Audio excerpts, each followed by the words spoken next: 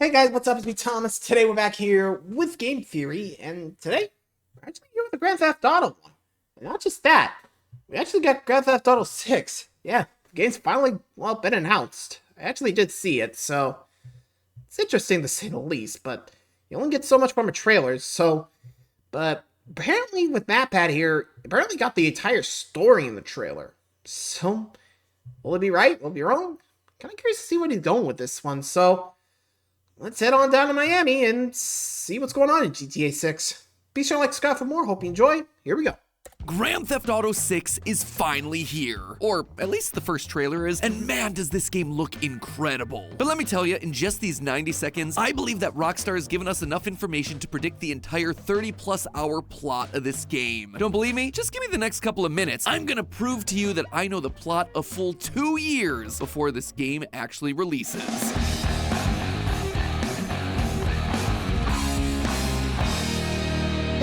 Hello Internet, welcome to Game Theory, where if this is our standard for goodness, then no wonder this country's screwed. And who would have thought that after this insane year of gaming, we'd go out on such a huge bang? It's like Rockstar saw the successes of Tears of the Kingdom, Baldur's Gate 3, Spider-Man 2, and just said, hold my Mountain Dew. It's not even a game release, this thing's a trailer, and the internet just up and forgot about all those actual games and is now obsessed with analyzing this Rockstar trailer frame by frame to learn everything they can about GTA 6. And so you know when people start analyzing things frame by frame, we had to get in on that action. I mean, it is kind of what we're known for over here. No, hello neighbor, no, down, bad boy, no, not your turn. So I sat down and looked at every picture, every line of dialogue, every possible detail to see what I could learn about this newly anticipated game. And I was shocked that despite only having 33 words spoken in the entire trailer, the game's whole plot was laid out bare in front of us. Our lead character's story has already been foretold, a story of drama, passion, and ultimately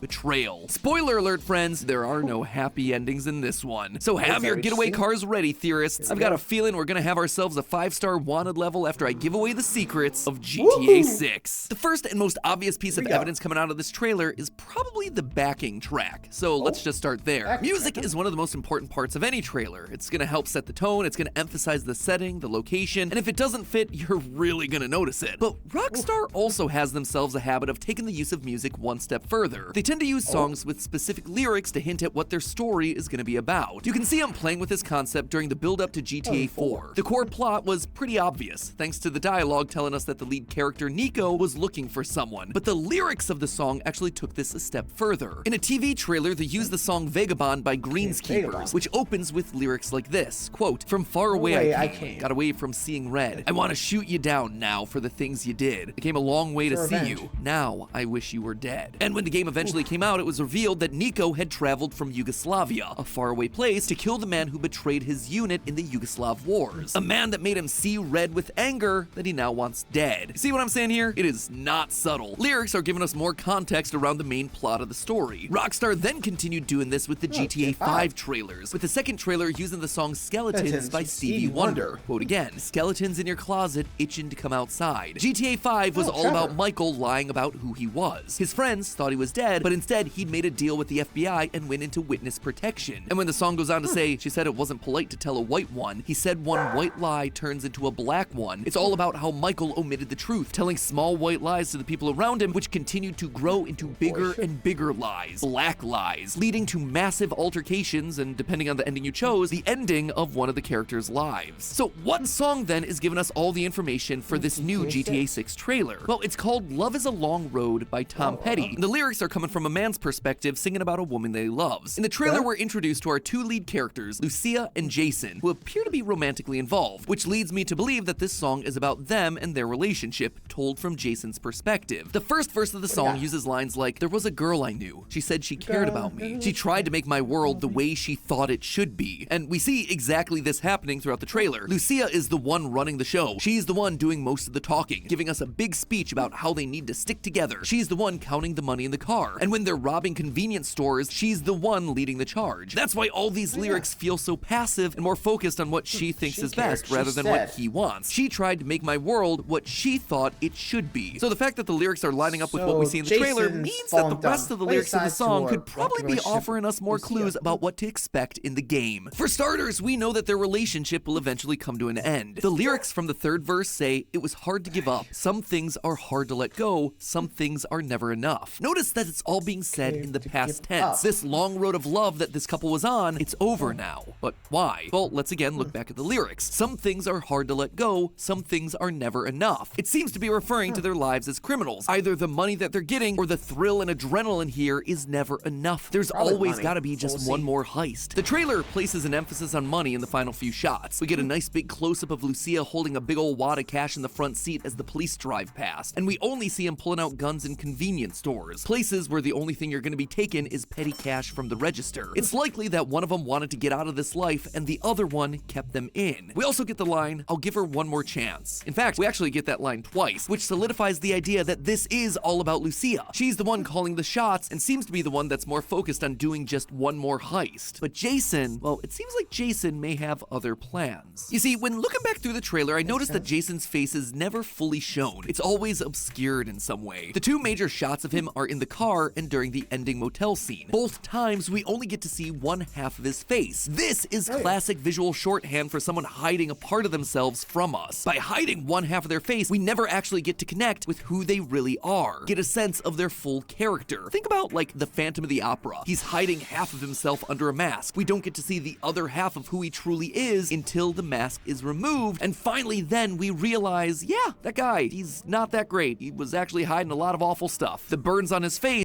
Oof. Yeah, it makes sense in a way. And you can definitely feel like that's what's going on with this trailer, which, ooh, gotta say, you feel bad for these characters. But then again, it feels like Jason is like the Michael of the situation. Like, he was, con man, or in this case, a Franklin. Like, he gets in, but turns into Michael, and thus he wants out. So, I guess, like Michael, made a deal with the police to trade in her partner for a pardon, Sorry, dogs are really screwing me up. Oi! Sorry about that. Anyway.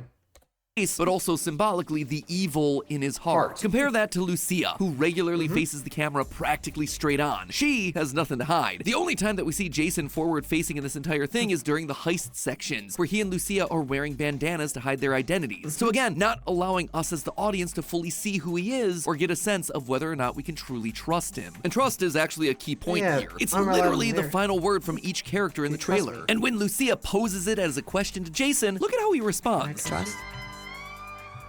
He's nervous throughout the trailer. In the car scene, when the police drive by, he looks panicked. But Lucia, she doesn't react that way. She's got a more neutral expression. She's enjoying this. This isn't her first rodeo. Then again, presumably it wouldn't be Jason's either, so why is he so nervous? What secret is he trying to hide? What game is he playing? Well, before we get to the games that Jason is playing, let's talk about the games that us theorists are playing. The sponsor of today's episode, Watcher of Realms. It was us versus Jay Schlatt and his followers to see who could beat the most levels, and you guys, you guys showed up. Just look at those scores. You completely crushed the competition. So I just wanted to say thank you for backing me up and showing the world that the real gamers are the thinkers. Now, apparently I've been informed that a new experience awaits. We still have all the classic things that made Watcher of Realms a great RPG in the first place. Real-time battles with hundreds of heroes, each with their own unique powers, the ability to time your attacks for the perfect assault, combining the powers of land, sea, and sky to create devastating combos. But you've already proved that you're masters of those things. So this Christmas, Watcher of Realms decided to up the game. They decided to put you to the ultimate test. They've introduced a new mode into the game that'll tickle the ears of any true gamer, Boss Rush mode. That's right, you can now test your mettle against all of the most challenging bosses, one after the other, after the other, after the other. And believe me, this mode is not to be taken lightly. It's more than just pure strength that'll win you these battles. It takes brains and strategy, something that we theorists have already proven that we have plenty of. Although, an extra bit of power, yet probably be helpful. And Watcher of Realms has taken care of that with have their a good one. Christmas event, complete with new gameplays, new modes, new heroes and skins. In it, you're gonna be able to collect hero shards, and if you get enough of those, you can get yourself a powerful new legendary hero and skin completely free of charge. So get yourself a new hero and then go to the boss rush mode to show everyone who the real boss is. It's you. You get it?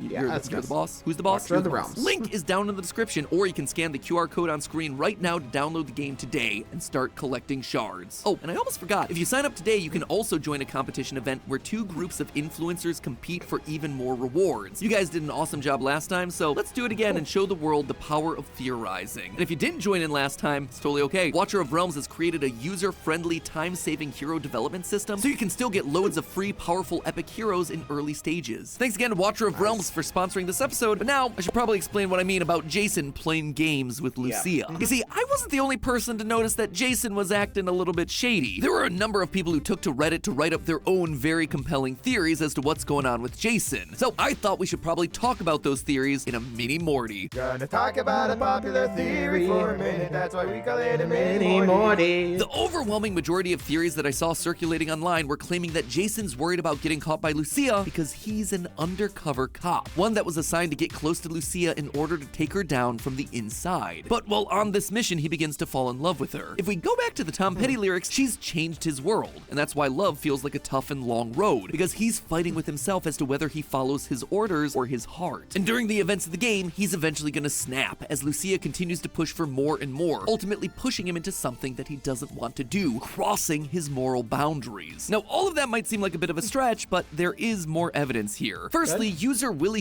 points out that if you look real close on that second to last shot of Jason, you can see 2 small holes in his ears. Those are earring holes, and it seems weird that he wouldn't be wearing them, which leads to the idea that he might have gotten rid of those in order to go undercover. His haircut also raised some suspicion because, as user God Garbage puts it, Jason really does have that cop haircut too if you think about it. User Jojo Reddit also points out that during the trailer we see a body cam shot from a white police officer, presumably Jason's body cam footage. And this is just my observations, but it's also worth pointing out that GTA 6 began development all the way back in 2014, a year where the media landscape was shaken by the passing of Paul Walker, the co-star of the Fast and Furious franchise. Now, Paul Walker's character Brian was an undercover cop that got romantically involved with a member of the gang that he was investigating. Seems like Rockstar might have taken some inspiration for Jason there. But for as compelling as that argument might Well, there is Too Fast, Too Furious, which did take place in Miami, so you definitely feel like there's gonna be like a Fast and Furious kind of vibe to the whole thing.